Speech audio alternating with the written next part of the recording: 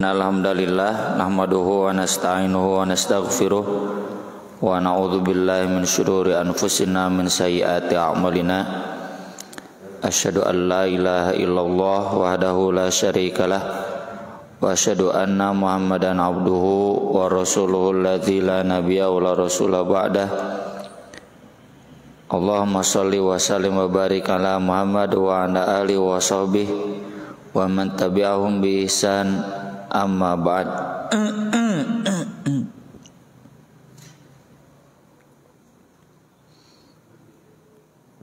Hadis nomor 415 halaman 170.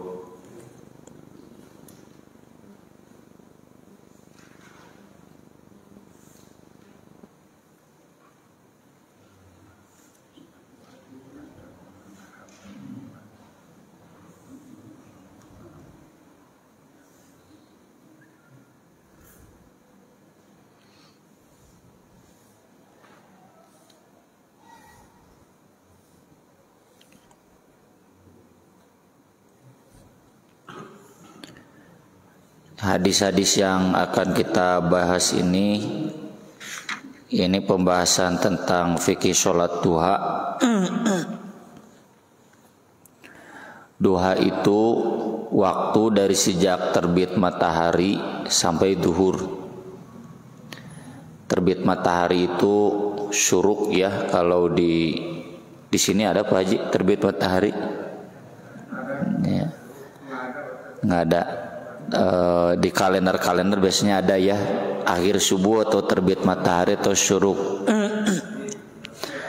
Karena waktu terbit matahari itu termasuk waktu yang makruh ya, maka jarak proses terbit itu kan kurang lebih 4 menit 1 derajat itu. Kita sudah bahas di waktu sholat, proses 1 derajat itu 1 derajat pergeseran itu kalau di menit 4 menit. Jadi ditunda sebentar 5 menit dari waktu syuruk itu sudah masuk sholat duha sampai menjelang duhur. Karena menjelang duhur sama kan, ketika duhur di tengah itu waktu makruh, waktu duhur itu sesudah tergelincir istilahnya. Berarti 4 menit sebelum duhur atau diratakannya 5 menit sebelum duhur itu waktu yang makruh buat sholat. Jadi duha itu dari sejak terbit matahari 5 menit sesudah syuruk sampai 5 menit sebelum duhur. Kemudian waktu sholat duha yang terbaik itu sendiri nanti dijelaskan di nomor 418. Ketika anak unta kepanasan. Ketika anak unta kepanasan itu enggak kuat panas, beda dengan unta-unta yang sudah dewasa kuat panas. Di antaranya dicirikan dengan bebatuan yang sudah panas.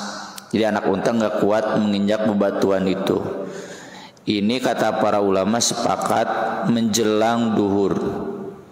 Hasan menyebutnya sekitar jam 11. Ustadz Romli guru saya menyebutnya setengah 11. Ya sekitar gitulah. Bukan zaman ya, dulu ketika anak saya semua yang paling gede masih TK, kalau ke Tegalega itu rata-rata jam 10 sudah mulai bubar ya, udah panas. Sampai jam 9 kalau anak saya pin ke Tegalega, jam salaun masih ayah lah pacorengcang. Tapi kalau jam 10, pengalaman saya dulu pulang dari Pajagalan UAS kan jam 10 teh beres ya, ulangan semester teh. Lalu patati ka Pajagalan ke Tegalega atau Selowong ya. Jadi sekitar jam 10 ke atas. Ini waktu terbaik sholat duha. Meski tentu boleh dari sejak awal waktu, atau yang sering disebut dengan istilah sholat syuruk atau sholat isyraq. Itu hadisnya memang ada yang doif, tapi juga ada yang hasan, saling menguatkan menjadi sahih. Tapi keutamaan sholat isyraq itu satu paket dengan sholat subuh. Jadi sholat subuh lalu dilanjut dengan wirid sampai terbit matahari, lalu dilanjut dengan sholat 2 rakaat. Itu pahalanya seperti haji dan umroh gitu. Jadi lebih baik di awal waktu atau di akhir waktu menjelang duhur. Kalau menyendiri dari segi waktu tentu lebih baik menjelang duhur. Tapi kalau mau disatu paketkan dengan subuh dan Bapak lagi nyalse, silakan. Misalkan di sini beres kajian, nunggu sampai terbit matahari, udah terbit matahari sholat 2 rakaat. Hanya Imam Al-Ghazali saja mengatakan bahwa sholat isyraq itu yang saya baca ya, bukan sholat duha. Tapi murid-muridnya sendiri Imam An-Nawawi termasuk Ibnu Hajar Al-Asqalani dalam kitab At-Talkhisul Habir dan kitab-kitab lainnya menjelaskan bahwa sholat isyraq itu bagian dari sholat duha yang diawalkan. Pertanyaan, kalau sudah pagi siangnya boleh sholat duha lagi enggak? Itu kembali pada fikih. Adakah batasan rakaat sholat duha? Jawabannya tidak ada. Ya, maka dari itu pagi-paginya sudah sholat isyraq, nanti menjelang duhur atau Bapak jam 9 mau sholat duha lagi boleh, silakan. Nggak ada batasan. Seperti sholat malam, mau di awal malam, di tengah malam, di akhir malam itu diperbolehkan. Ya. Kalau sholat malam ada standarnya 11, maka sholat duha ini ada standarnya, yaitu yang dijelaskan di riwayat Aisyah. Di hadis Aisyah, wa an Aisyah radhiyallahu anha nomor 415 qalat kana Rasulullah sallallahu alaihi wasallam yusolli duha arba'an. Rasulullah sallallahu alaihi wasallam salat duha arba'an. Kalimat kana itu menunjukkan kebiasaan. Wa yazidu masyaallah, dan beliau menambah sekehendak Allah. Maksudnya ditakdirkan oleh Allah kuat fisiknya dan luang waktunya. Ya. 4 rakaat ini karena berarti yang rutinnya, yang biasanya Nabi 4 rakaat. Saya pribadi minimal 4 rakaat. Meski boleh 2 rakaat di hadis-hadis yang ada di Riyadhus Shalihin. Kata Nabi SAW, tulang dan persendian kita ini jumlahnya ada 360. Semuanya harus disodakohi. Kalau tidak mampu sodako 360 kali, maka kulla tasbihatin sodakoh, wa kulla tahmidatin sodakoh, wa kulla takbiratin sodakoh. Berarti baca tasbih 100 ya, takbir 100, pokoknya sampai 360. Termasuk menyingkirkan duri dari jalan sodako, amar ma'ruf nahi munkar sodako. Pokoknya setiap pagi itu harus ada kebaikan 360 kali.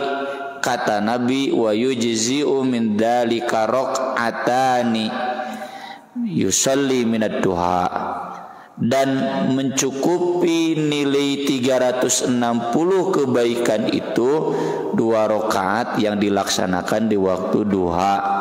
Nah, pernyataan 2 rakaat itu menunjukkan minimal 2 rakaat. Tapi standar rutinnya, kata Imam As-Sunani dalam Subul Salam berdasarkan hadis ini, standar rutin Nabi 4 rakaat. Pernyataan wa yazidu masyaallah, Ibnu Hajar, Imam An-Nawawi, termasuk ya Syekh bin Baz, Syekh Utsaimin, yang saya baca kitab-kitab mereka, sepakat tidak ada batasan ya, mau 2, 4, 6, pokoknya nggak ganjil. Karena yang ganjil itu 2, witir malam dan witir siang. Witir siang itu sholat maghrib ya, 4 duhur, 4 asar, 3 maghrib, itu witirnya begitu ya.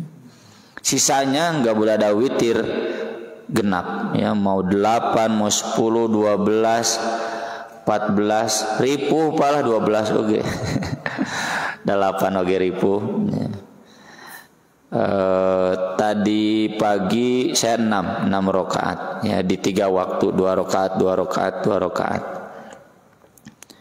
Kemudian 4 rakaat ini sekaligus 1 salam atau 2-2. Kembali ke dalil umum, boleh 1 kali salam, boleh kembali ke dalil umum 2-2 ya.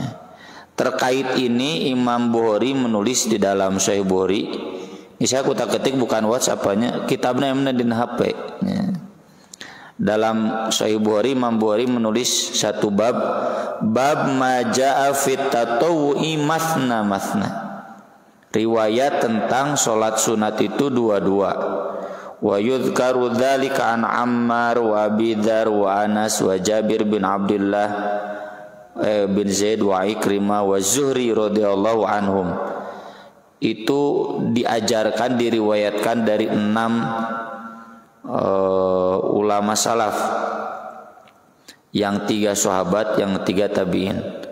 Wa qala Yahya bin Sa'id al-Ansari, ini ulama tabi'in, Yahya al-Ansari mengatakan ma adraktu fuqaha ardina, saya tidak pernah bertemu dengan pakar-pakar fikih di negeri kami.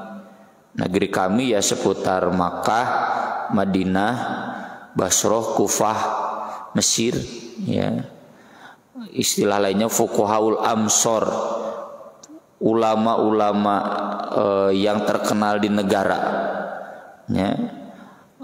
Ulama-ulama MUI lah menurut orang, tokoh-tokoh nasionalnya.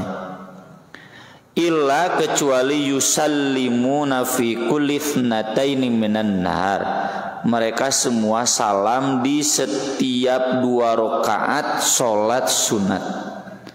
Jadi kalau disebutkan salat 2 4, ini para fuqaha salaf semuanya sepakat menganjurkan 2-2. Kalau 8 berarti 2-2-2-2 begitu. Sama seperti bapak sholat intidor langsung digeblekeun nanti jam 11 sampai jam 12 bante 2-2 we. Semampunya. Ada batasan? Tidak ada ya.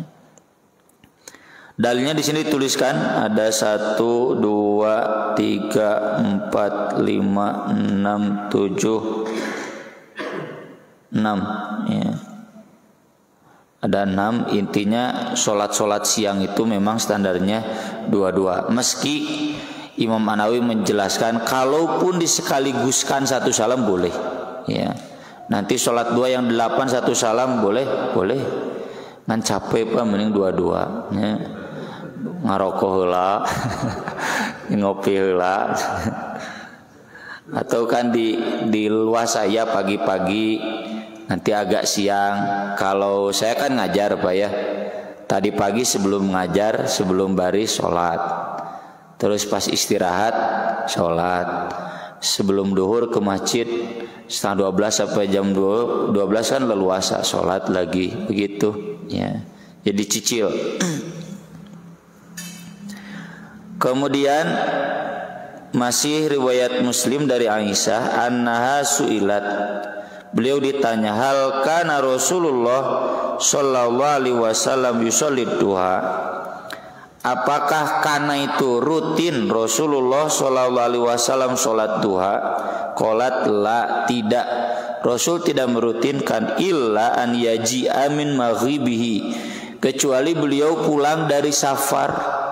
Beliau itu biasa pulang safar tuh waktu duha dan tidak langsung pulang ke rumah, tapi sholat 2 rakaat di masjid.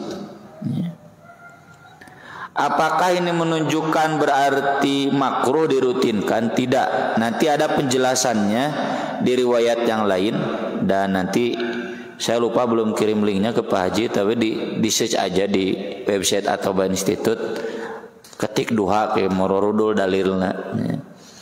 Di sana Siti Aisyah menjelaskan, sungguh Rasulullah sallallahu alaihi wasallam ingin merutinkan satu amal, tapi kemudian beliau tidak merutinkan karena takut dijadikan wajib untuk umatnya. Nah, ini kelanjutannya itu yang hadis 417 pernyataan tadi. Masih dari Aisyah, "Ma ra'aitu Rasulullah sallallahu alaihi wasallam yusolli qattu subhatad duha." Aku tidak pernah sama sekali melihat Rasulullah sallallahu alaihi wasallam sekalipun subhah. Subhah menunjukkan rutin, merutinkan salat duha.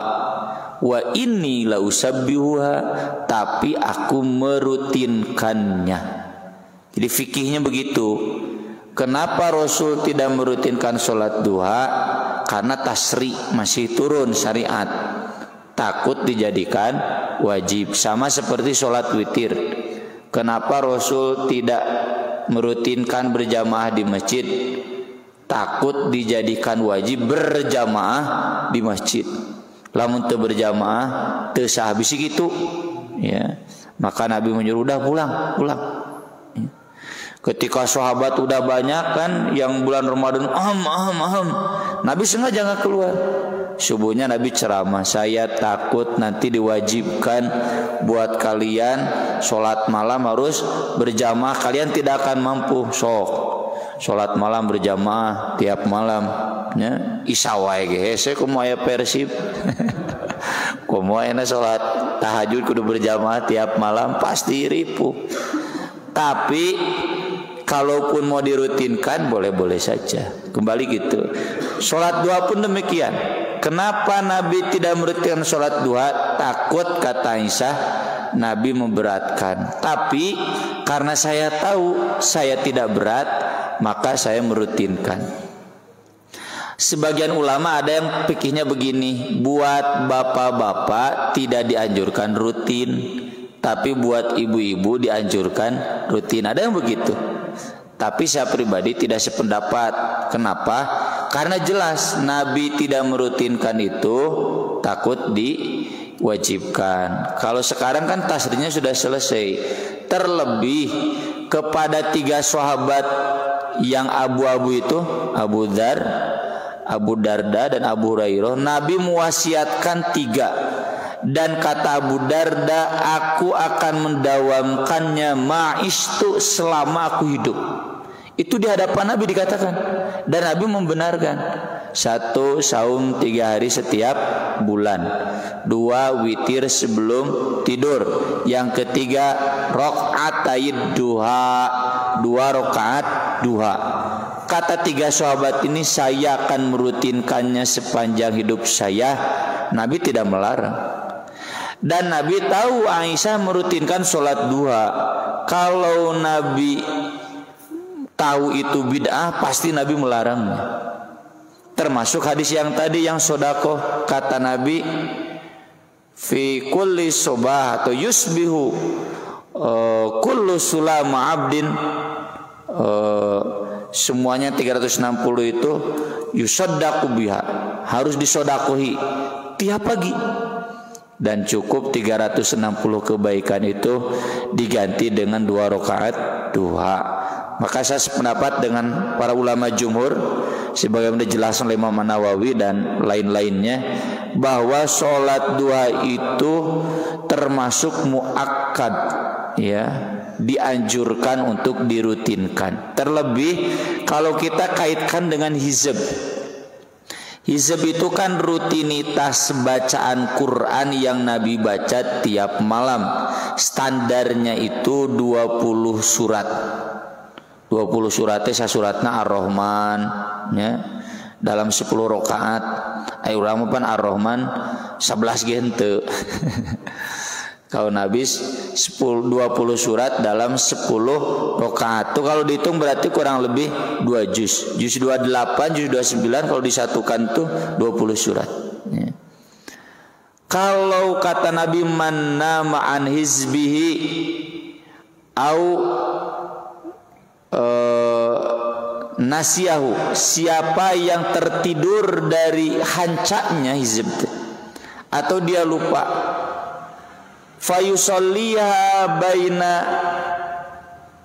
fajri wa dzuhri, lalu dia sholat di antara subuh dan duhur, faka'annama qara'ahu lailan, maka seakan-akan pahalanya sama dengan dia membaca malam hari. Itu jadi adab Bapak kalau hanca malam tidak tuntas, sambung di sholat duha satu paket. Kalaupun tuntas, tetap saja sholat duhanya dianjurkan. Ya, jadi sholat duha, kalau kata dokter Hari pernah nulis di satu majalah, dokter, sholat duha itu olahraga pagi. Ya, apalagi pas ketika panas. Ya, itu cocok buat non lah peredaran lah abdi dibaca bayar abdi mete apal nu kieu dek salat duha we gitu. Jangan mentang-mentang ada cenah abdi mah geus sehat jadi enggak usah salat duha. Udah olahraga tadi cenah goes. Tetap salat duha mah mau ada kaitannya dengan kesehatan atau tidak kita amalkan. Itu jadi sekali lagi tidak membatasi bahwa sholat duha itu harus pulang safar. Saya pernah dulu ketika SD merutinkan, lalu saya ditegur, Nabi itu sholat duha kalau pulang dari safar saja berhenti we. Dakir SD kena tuh malum. Setelah saya baca nih hadis-hadis, enggak juga, dan dirutinkan. Makanya kami sekarang mewajibkan, tanda kutip tentu mewajibkan ke semua santri asatidah, waktu istirahat tong waka ka warung ka kantin ka masjid heula ya. Lamun aya nu teu ka masjid heula teu salat duha heula gorowokeun nya, disurakan can salat duha gitu. Itu untuk menanamkan ya bahwa salat duha itu bagian dari rutinitas amal. Kemudian hadis Zaid bin Arqam radhiyallahu anna Rasulullah sallallahu alaihi wasallam qala salatul awwabin hina tarmidul fisol. Yang tadi salat orang-orang yang ahli tobat itu ketika anak unta merasa kepanasan. Ini kalau dibaca lengkapnya Pak, datang ke Kuba, lalu jamaah Kuba itu salat duhanya di pagi hari.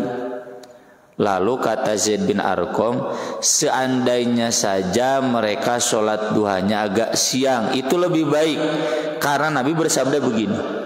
Kita kembali ke pemahaman, ke teori bahwa pemahaman sahabat itu beliau yang lebih paham tentang sabda Nabi.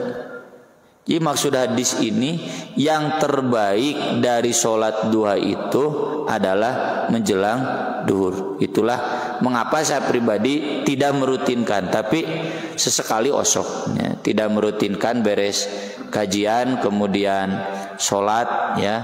Nah nya boro-boro sholat di suguhan ku Pak Haji Getara Kabojang rusuh karena jam 6:30 saya harus sudah di pesantren ya. Can mandi, can naon gitu sok deweuh. Sarapan pun seringnya tidak sarapan ya. Jadi beres kajian langsung we. Nanti sholat duanya tasrineh gitu kan. Karena salah ku bapaknya yang dituntut harus datang jam sekian, orang sholat jadi asa enak gitu bagi saya pribadi ya. Maka dari itu tidak dirutinkan. Yang dirutinkannya nih yang siang. Karena pikir hadis ini. Jadi Zaid bin Arqam menjelaskan yang terbaik itu sholat duha itu di menjelang duhur. Dan itu yang saya baca Imam An-Nawawi, Ibnu Hajar menjelaskan demikian. Ya, para ulama syarah hadis, para ulama fuqaha ahli hadis menjelaskan yang terbaik dari sholat duha itu tetap yang menjelang duhur. Kemudian hadis dari Anas bin Malik radhiyallahu anhu qala Rasulullah sallallahu alaihi wasallam man shallad duha itsnatai asyrata rakaatan banallahu lahu qasran fil jannah. Siapa yang salat duha 12 rakaat, Allah akan membangunkan untuknya istana di surga. Ini hadis memang doif kata Ibnu Hajar di dalam Fathul Bari, tapi ada 3 sanad lain yang membantunya. Lalu kata beliau, dengan demikian ini yuqawi ba'duha ba'dan, saling menguatkan. Jadi ada dasarnya 12 rakaat terlebih. Tadi kan di hadis yang sahih riwayat Muslim kata Aisyah Nabi menambah bebas ya. Termasuk ini kaitannya dengan hadis Nabi tentang sholat malam. Kata Nabi, siapa yang terlewat sholat malam, kata Aisyah, Nabi kalau tertidur dari sholat malam karena sakit atau kecapean, safar, maka beliau menggantinya 12 rakaat di waktu duha. Jadi ini yang 12 rakaat itu dianjurkan bagi yang tidak sholat malam. Nanti 11 apan sholat duha mah tidak ganjil, harus genap. Hadisnya sahih, itu riwayat Muslim ya. Yang pernyataan Aisyah, Nabi SAW kalau tertidur dari sholat duha, dari sholat malam, tidak sholat malam, nanti di waktu duhanya beliau sholat 12 rakaat ya. Siapun alhamdulillah mengamalkan ya, dan lupa lagi yang mana. Pernah ketika sakit yang agak parah, gak kuat, maka diganti dengan sholat duha 12 rakaat. Bagaimana sholatnya 2-2-2? Meskipun Bapak tidak kesiangan di sholat malamnya, boleh 12 rakaat sholat duha. Dan ketika itikaf ini, kami ya, bukan saya saja mengamalkan ini.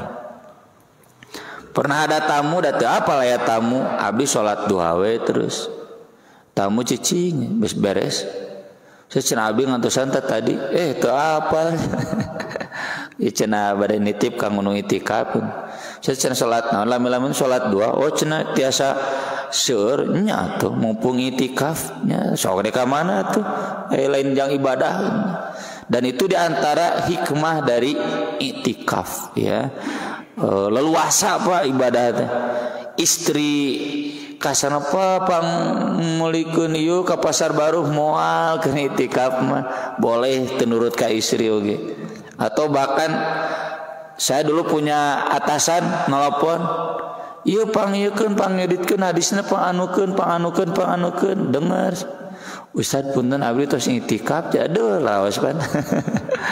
Dan tidak sibuk maghrib harus ke mana, tarawih harus ke mana, ya pagi-pagi harus di mana, kan? Kalau Ramadan atau hari-hari biasa kan sibuk begitu, harus ke mana. Itikaf mah nyalse Pak, ya. Dan pernah saya muat tulisan seorang widya suara Kemenag Depag tentang fadilah itikaf. Saya tanya, Ustaz, ya, dokter beliau. Ayo Ustaz sok itikaf, mah cenah ti zaman bujangan, zaman kuliah di UIN Bandung itikaf wae. Bagus banget tulisannya. Ya, kata beliau, kapan lagi kita bisa cuti syariat, istirahat, menikmati ibadah, terbebas dari kesibukan dunia cenah. Nya cete ustadnya geus boga gaji. Aya di tukang dagang meureunnya pere jang itikaf teh lieur we jang lebaran. Ya maksud saya bagi bapak-bapak yang sudah cukup ya mapan, cobalah itikafna itikaf nu jiga Rasul. Siang malam 10 hari 10 malam ya.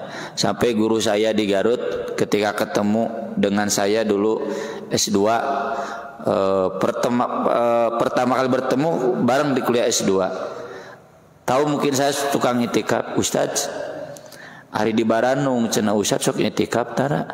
Duh ka cete daudi mun itikaf tara jalan-jalan. Tara ningalian status batur cete bahkan dimatikan we.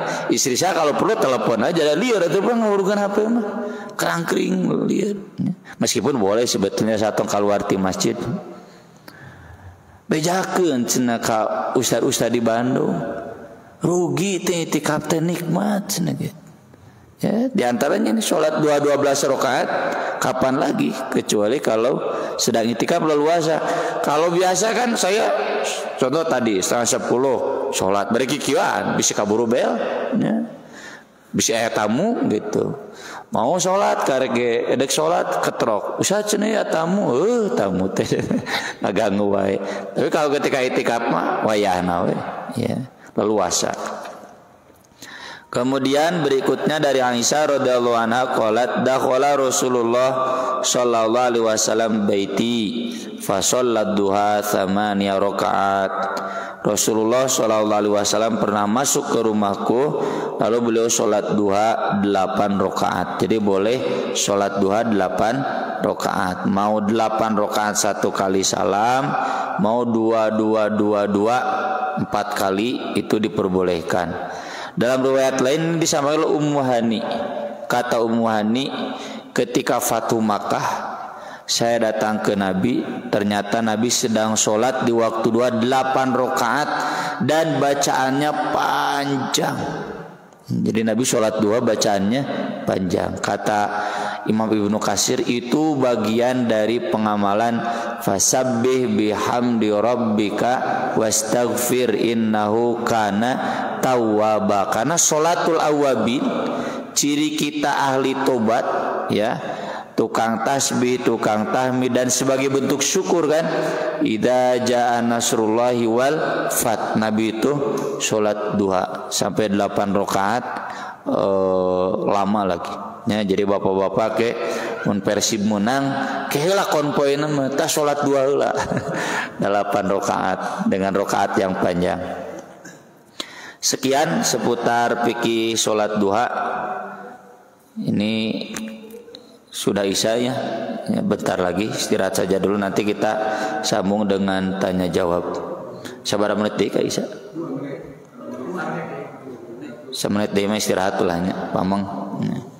Aku lo qouli hadza wa astaghfirullah li wa lakum subhanakallahumma bihamdik asyhadu an la ilaha illa anta astaghfiruka wa atubu ilaik. Wassalatu wassalamu ala Rasulillah. Wassalamualaikum warahmatullahi wabarakatuh. Jawab mangga bila yang badan harus. Maaf Haji.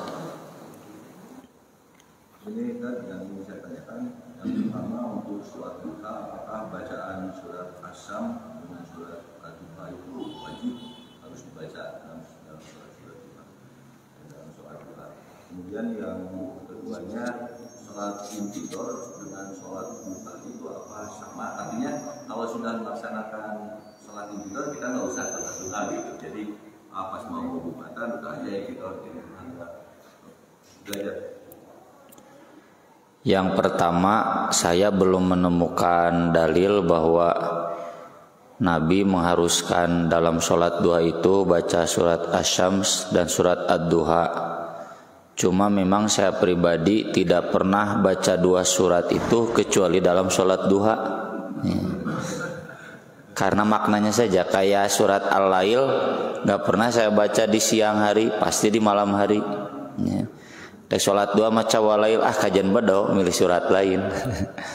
Karena saya pribadi likulli makom, ya, jadi menyesuaikan. Kalau waduha ya di waktu duha gitu, nggak dibaca di waktu malam. Ya. Tapi tidak wajib Pak, ya, tidak wajib, itu hanya penyesuaian saja, bagian dari tadabbur. Tadabbur Al-Quran itu kan bagaimana kita menghayati, memahami kandungan Al-Quran. Yang kedua, sholat duha dan sholat intidor itu dua-duanya disyariatkan, dalilnya berbeda, maka dua-duanya juga dijalankan dengan niat yang berbeda. Jadi solusinya ya Bapak sholat duha, ya sholat intidor. Jadi yang 2 rakaat pertama Bapak niatkan sholat duha, sisanya Bapak niatkan sholat intidor. Ya. Cuma memang saya pribadi khusus untuk hari Jumat, karena di waktu pagi selepas sarapan jam 9, jam 10 itu suka dipakai istirahat. Ya. Maka saya selalu ngejar ke masjid itu jam 11 datangnya, yaitu sekalian duha, sekalian intidor. Atau ada ulama yang mengatakan nggak ada sholat intidor buat imam itu. Saya jawab, ya saya sholat duha, fleksibel saja. Pokoknya saya sholat di waktu ini, dan ini sholat sunat. Malaikat itu tidak akan ribet dengan sholat sunat itu. Ya, yang penting saya sholat sunat. Gitu.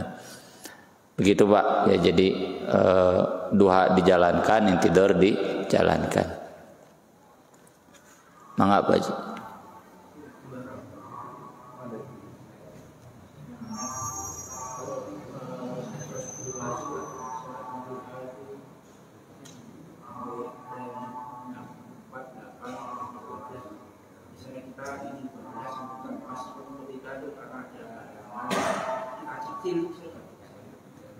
Ya, sholat duha dicicil diperbolehkan dua-dua ya, dan itu asal di waktu duha antara terbit matahari sampai duhur, perbolehkan Pak. Enggak. Tadi soal suruh tadi kan di duha awal pakainya tadi setelah sholat subuh, misalnya tadi kan misalnya pakainya sholat subuh, zikir, kemudian sholat subuh, bisa di rumah juga Pak? Sholat subuhnya kan nggak di rumah ya? Enggak, dilakukan kalau duha kan bisa di rumah. Ya. Awal kayak subuh tadi Ya. dengan pakai itu boleh di rumah. Ya, kalau buat ibu-ibu mungkin iya ya, ya kan sholat subuhnya di rumah langsung wirid lalu sholat. Tapi buat bapak-bapak ya di masjid saja Pak. Jadi di masjid langsung wirid, masih di satu tempat yang sama. Memang tidak jadi syarat, cuma isyaratnya ke sana. Ya, jadi sebaiknya sholat subuh lalu wirid sampai terbit matahari lalu sholat isyraq, satu paket gitu, di tempat yang sama. Saya pernah dulu ke satu masjid BUMN mengantarkan buletin jam 6 menipinu sholat naon ieu teh gitu. Awalnya meureun sholat eta, lalu staf DKM-nya nanya, "Ustaz cenah di sini mah kararieu cenah karyawan teh cenah. Katanya sholat isyraq." Saya tanya, sholat subuhna di mana? Di imah cenah. Udah sholat subuh wirid teh, cenah langsung mararandi dan sebagainya. Nah itu berarti sholat duha biasa ya, tidak masuk rangkaian pahala sholat isyraq. Sholat duha biasa itu ya lebih baik di siang hari menjelang tengah hari. Ya kalau bapak misalkan di rumah di masjid sholat subuh kemudian pulang ke rumah wirid sholat isyraq, memang tidak melanggar aturan ketat dalam sholat isyraq, cuma isyaratnya tidak begitu. Isyaratnya jadi sholat subuh di sana, wirid di sana, langsung disambung sholat isyraq di sana. Jadi udah aja di masjid, kalau di rumah ya silakan di rumah. Begitu Pak Haji. Mangga Pak Haji. Ada istilah sholat tarawih yang katanya yang menjelang zuhur itu disebut sholat tarawih, itu duha juga kan? Iya, jadi sholat awabin, sholat isyraq, sholat duha itu juga. Intinya sholat sunat yang diamalkan di waktu duha dengan niat memang sholat yang itu ya. Nanti kalau niat syukur wudu lain lagi kan, tahiyatul masjid lain lagi ya. Meski memang untuk syukur wudu dan tahiyatul masjid itu boleh digabung, jadi sambil tahiyatul masjid sambil duha boleh, kalau itu boleh digabung, sambil syukur wudu sambil duha. Jadi syukur wudunya itu lewat duha gitu. Kan inti sholat syukur wudu itu beres wudu ada sholat, sholatnya sholat apapun, mau menyengajakan atau sambil sholat duha boleh begitu. Jadi itu juga. Maka dari itu hadis sholatul awabin di semua kitab hadis yang meriwayatkan disimpannya di waktu sholat duha, di bab sholat duha. Kalau niatnya sendiri Ustaz, kalau yang tadi sholat isyraq satu paket, apakah dia niatnya sholat isyraq atau sholat duha? Sholat isyraq itu otomatis sholat duha yang diawalkan ya. Dan sholat isyraq itu yang satu paket dengan sholat subuh ya. Jadi kalau dia niat sholat, jadi kalau modelnya begitu otomatis tuh sholat isyraq, ini sholat duha itu nih cuma diawalkan gitu. Mau disebut dalam hatinya sholat isyraq, sholat duha tidak jadi masalah ya, tidak jadi masalah. Mungkin catatan lain yang dicatat oleh para ulama itu sholat duha ketika safar ya. Itu yang tadi Nabi ketika Fatu Makkah kan di Makkah, itu Nabi safar di Makkah, Nabi pun melaksanakan sholat duha ketika safar. Jadi kalau Nabi tidak menjalankan rawatib saja, bukan berarti nggak boleh sholat tahajud, nggak boleh duha. Dan rawatib pun bukan berarti haram. Nanti dibahas kita dalam bab sholat safar ya. Silakan, cuma demi meringankan, jadi diperbolehkan untuk tidak sholat rawatib. Yang lain, enggak? Sholat intidor itu sholat 2 rakaat terus sampai imam naik mimbar khutbah Jumat. Itu intidor. Yang lain cukup ya, tinggal diamalkan Pak Haji ya, terutama Pak Haji yang sudah pensiun ini harus masuk agenda. Jangan ada alasan sibuk ya, lagi sibuk ngurusi incu. Aku lo qouli hada wa astagfirullah li wa lakum subhanakallahumma bihamdik asyhadu an la ilaha illa anta astaghfiruka wa atubu ilaik. Wassalatu wassalamu ala Rasulillah. Wassalamualaikum warahmatullahi wabarakatuh.